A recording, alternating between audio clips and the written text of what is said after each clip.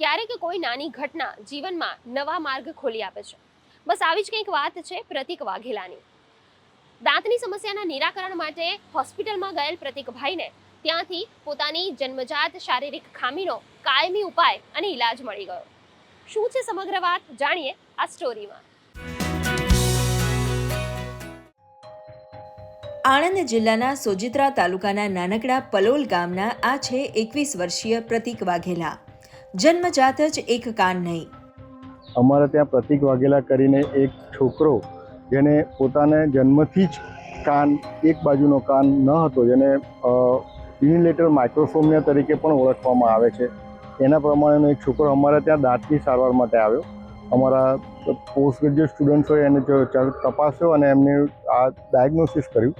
એના પછી અમે એને નક્કી કર્યું કે અમે એને સર્જરી કરી અને એની જગ્યાએ નવો કાન, જેના માટે એને છાતીના ભાગનું હાડકું, જેને કાર્ટિલેજ તરીકે પણ ઓળખવામાં આવે છે, તે એને ઇમ્પ્લાન્ટ કરાવી કાનની જગ્યાએ અને નવો કાન આપવાની સર્જરીનું પ્લાન કર્યું.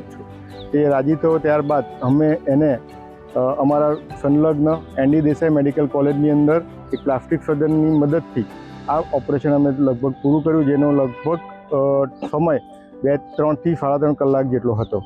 મને પહેલાં બહાર નીકળવામાં કોઈ તકલીફ પડતી હતી, શરમ આવતી હતી. 2 હેઠળ મેં મોટા વાર કરેલા. અત્યારે તો ઓપરેશન છે એટલે કંઈ વાંધો નથી આવતો. આયુષ્માન કાર્ડથી આ સર્જરી પૂર્ણતઃ નિઃશુલ્ક થઈ. પ્રતિક અને તેના માતા પિતા માટે આ આનંદની ક્ષણ હતી. અહીંયા દાડુ માટે આવ્યા હતા એનડી દેસાઈમાં, આપણે ડેન્ટલમાં. પછી અમારા બધા સાહેબો બહુ સારા છે કે તમે આનું કશું કરાયું નથી. મેં ના સાહેબ, તો કે પ્લાસ્ટિક સર્જરી કરાવો ને અમે તમને સાથ સહકાર આપીશું. બહુ સરસ. અને એમણે સાથ સહકાર આપ્યો ને એમના થ્રુ અમે બધું જે ટ્રીટમેન્ટ થઈ એમનો ખૂબ ખૂબ આભાર. અને 22-23 વર્ષે આજે અમને બહુ સરસ રિઝલ્ટ મળ્યું છે. 30,000 થી 35,000 છોકરાઓએ એક આ પ્રમાણેનો કેસ થતો દેખાતો હોય છે અને એ બહુ જ રેર કન્ડિશન છે. મોટાભાગે ઘણામાં કાન ડેવલપ થાય પણ થોડોક થાય, આમાં તો બિલકુલ નથી થતો. એટલે એ બહુ રેર ઇન્સિડન્ટ હોય છે જે અમે સારવાર એની કરેલી છે. આ સમગ્ર ઓપરેશન રાજ્યના અન્ય ડોક્ટર્સે પણ ડિજિટલ માધ્યમથી લાઈવ નિહાળ્યું હતું.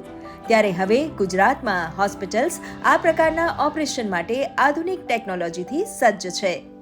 ગુડ ન્યૂઝ ગુજરાત માટે નડિયાદથી કલ્પેશ તલાટીનો રિપોર્ટ.